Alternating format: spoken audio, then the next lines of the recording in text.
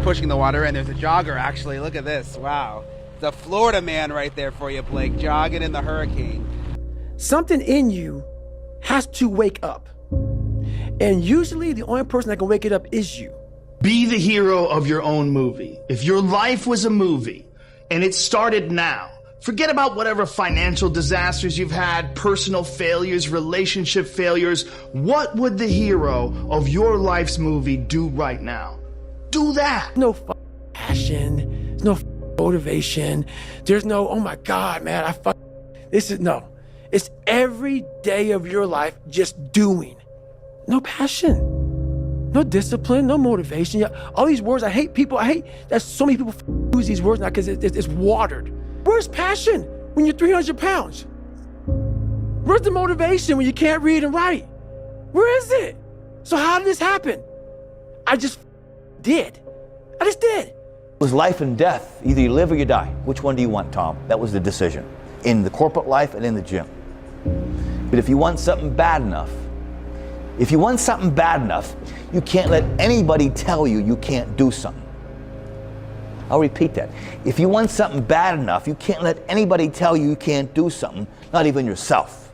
A lot of days I'm like, oh, you can't do this, Tom. You can't be as quick as a 30-year-old on the computer. Let me show you, man. I would have arguments with myself. I could do it.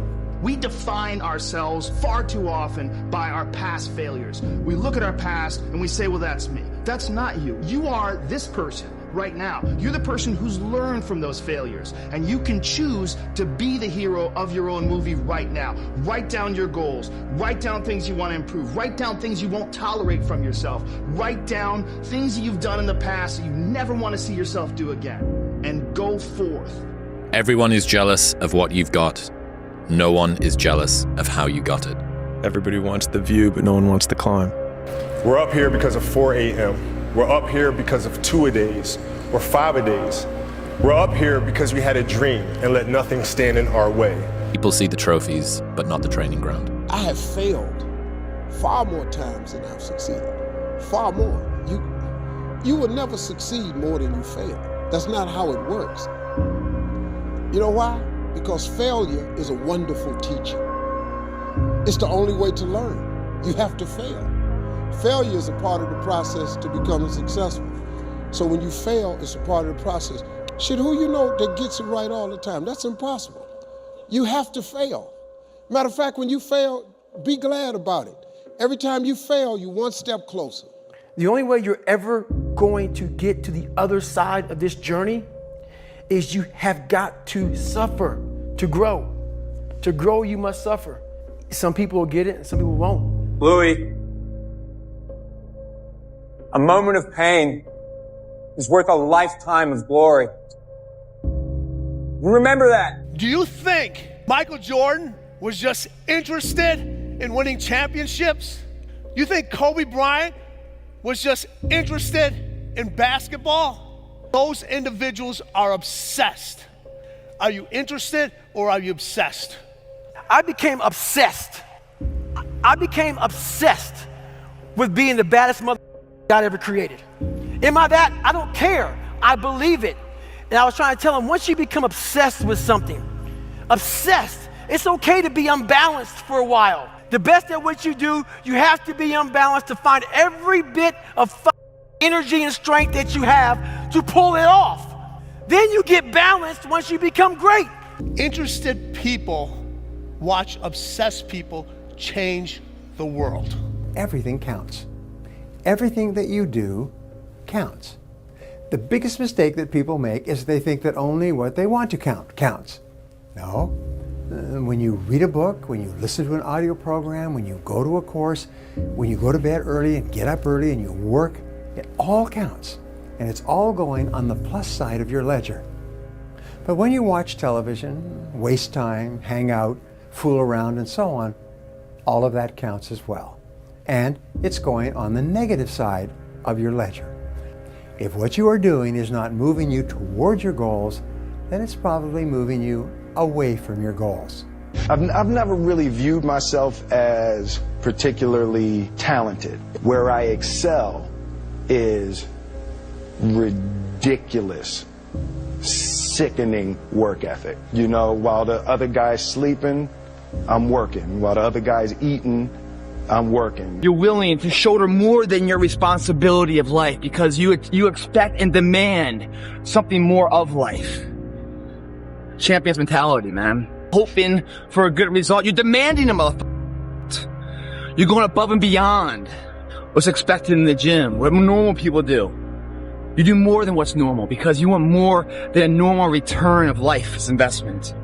Les Brown's a motivational speaker. He made an analogy about this. He says, imagine you're on your deathbed, and standing around your deathbed are the ghosts representing your unfulfilled potential. The ghost of the ideas you never acted on. The ghost of the talents you didn't use. And they're standing around your bed, angry, disappointed, and upset. They say, we came to you because you could have brought us to life, they say. And now we have to go to the grave together. So I ask you today, how many ghosts are going to be around your bed when your time comes? You think when you're young that you have all this time.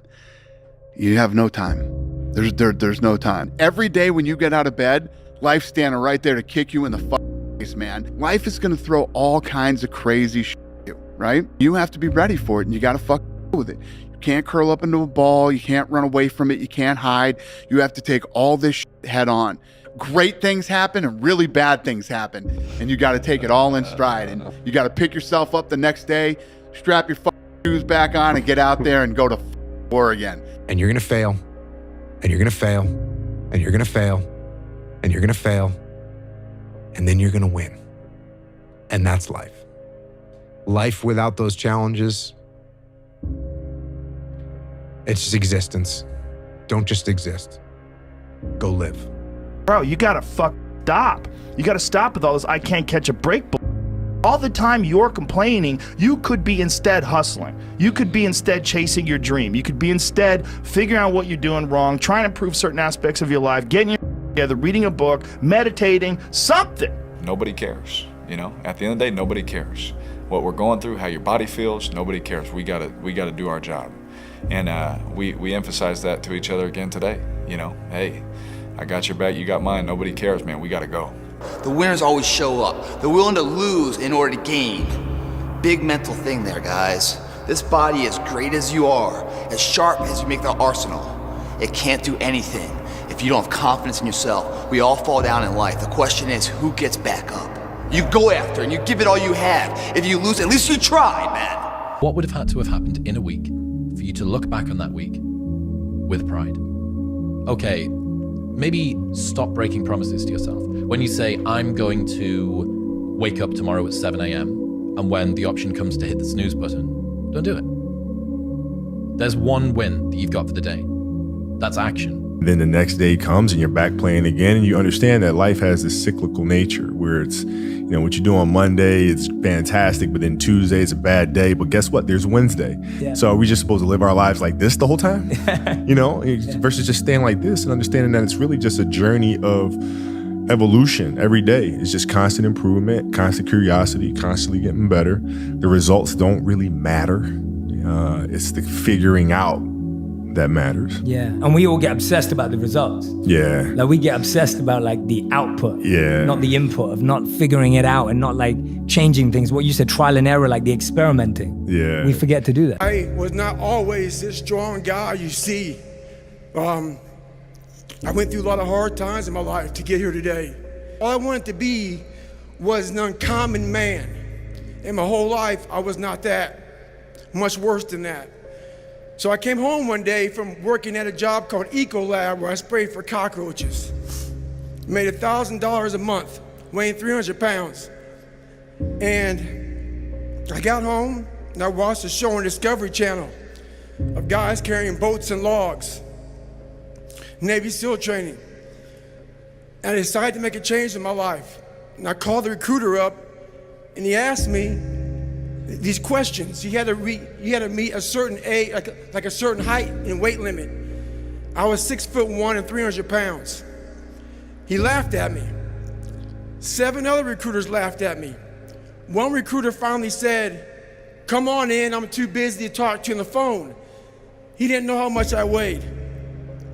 I walked in the recruiter's office and he looked at me and he said, "You're fat and you're black." I said I wanted to be a Navy SEAL. I didn't know there had only been 35 African American Navy SEALs at that time in over 70 years. He said I basically had to lose 106 pounds in less than 3 months because of my age. I was getting too old. I came back 3 months later, 106 pounds lighter. I'm proud of you. I'm proud of you because I know how hard it is to take care of ourselves. I just had to get a picture of one of the next greats. I'm proud of you, my boy. You're not supposed to have it all together. You're not expected to have it all together.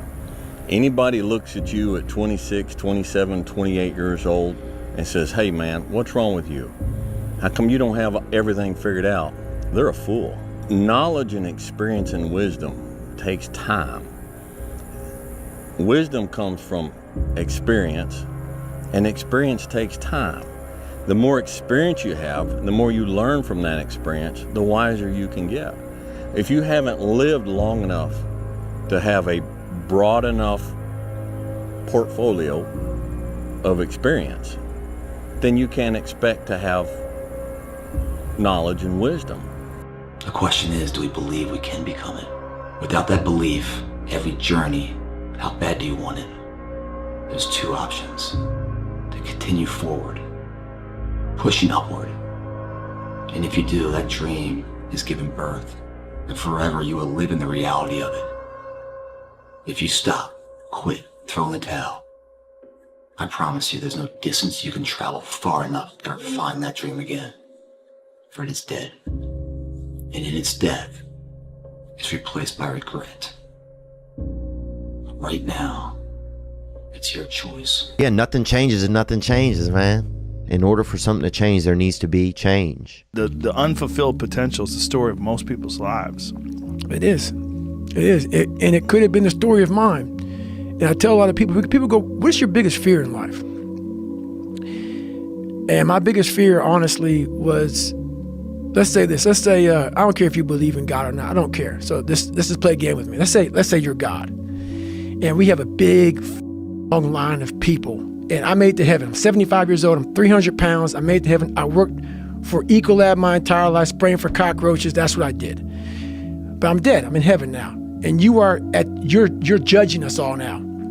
So we're in line. We're all sitting there in line. You have Adam Brown. He has a big board up, and you're talking to Adam Brown about his life. And you rip it down, and I'm next in line, David Goggins. I see my name, and I see all this. God goes, "Hey," you say, "Read this, man." And I'm reading this list, and I'm seeing 182 pounds, Navy SEAL, Ranger School, motivational speaker, changing lives. Okay, man, pull-up record, all this shit. And I'm like, that's not me, man. And God looks at me and says, "That's who you were supposed to be." Well, life took me somewhere unexpected. I'm unprepared. It's about 6 degrees out here, and I'm underdressed. But guess what? No one gives a you gotta get the mother. Sometimes life can really hijack your fucking mind. When that happens to you, you're all fucking goals, your ambitions, everything is out the window.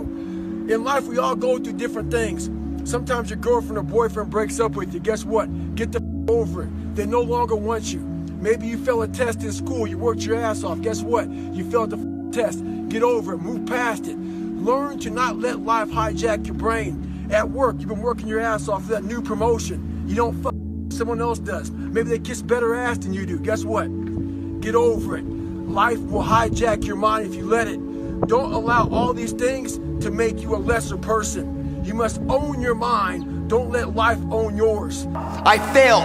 It's 10 times more of a man than someone said, "What if?" Because what if never went to the arena. When you guys find a fear, that fear will either create you or destroy you.